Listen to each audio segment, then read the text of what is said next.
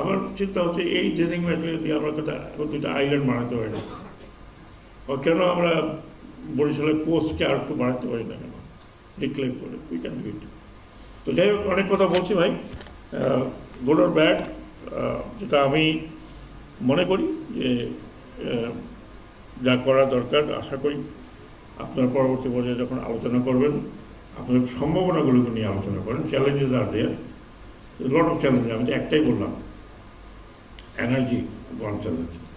আমাদেরকে এলএনজি আনতে হবে। আমরা এলএনজি সব জায়গাতেই আমরা একটা এলএনজি টার্মিনাল করার চেষ্টা করছি। তো আশা করি যে আমাদেরকে মুখে বলি যে গ্যাসে আমরা সম্পূর্ণ হব, but as the industry increases demand is more increasing. বাংলাদেশের ডিমান্ড, আপনি বিজলি ইলেকট্রিসিটি কথা চিন্তা করেন, ডিমান্ড বাড়ছে। অনেকে প্রশ্ন করেন যে কোল পাওয়ার জেনারেশন, এই পাওয়ার জেনারেশন, এই কোল কতদিন?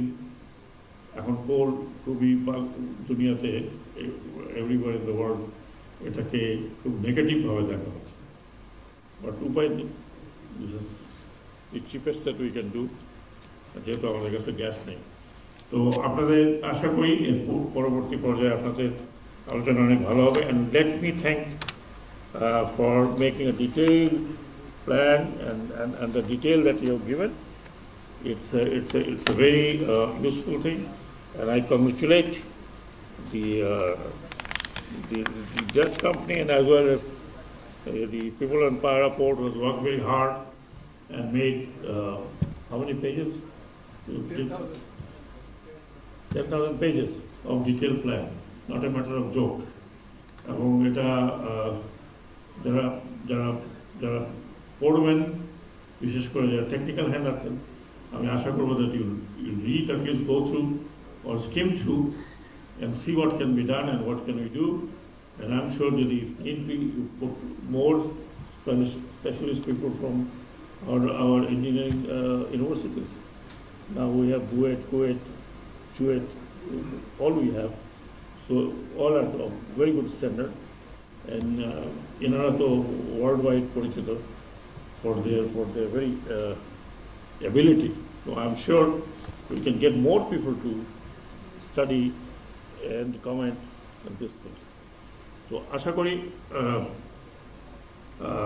আপনারা, this is our port, this is our land, this is our country, and let us develop together. এবং সর্বশেষে জুলাই মাস এখন চলছে, অগাস্ট 5 তারিখ পর্যন্ত আমরা স্মরণ করছি, আমরা সরকারিভাবে স্মরণ করছি what happened in 2024, unprecedented revolution, যেটা আমি অনেক রেভলিউশন নিয়ে পড়েছি, লিখেছি, বাট ওয়ার্ল্ডে এরকম রেভলিউশন হয়নি ইদানিং।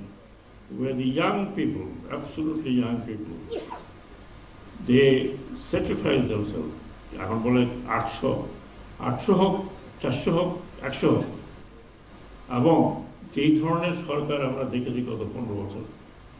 At least I have been mildly talking these last 15 years about this regime, and I always said this kind of regime যখন ফল করে তখন পুরো সোসাইটি ফল করে, আর যেটা এখন আমরা দেখছি যে স্টেট স্ট্রাকচার ভেঙে ওঠে, অ্যাকচুয়ালি তাই করছে।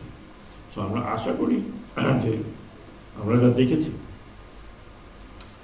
we were old enough to go and give blood, but they were absolutely fearless. বলেছে এক জায়গায় সেক্রেটারি সাহেব, সরি পুলিশের ঊর্ধ্বতন কর্মকর্তা, স্যার কী করবো, একজনকে মারলে আরেকজন আসে। This is very unprecedented in the world. Let us at least remember that they were our children, our kitchen kin.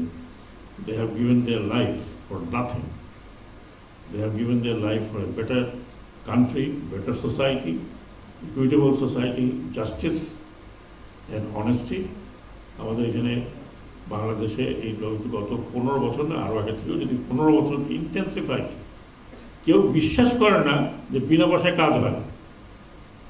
তাহলে যদি কাজ হয় বিনা পয়সায়, সে বলে আরেকজন জিজ্ঞেস করবে কত দিলেন। This is what has become in the society. You pay money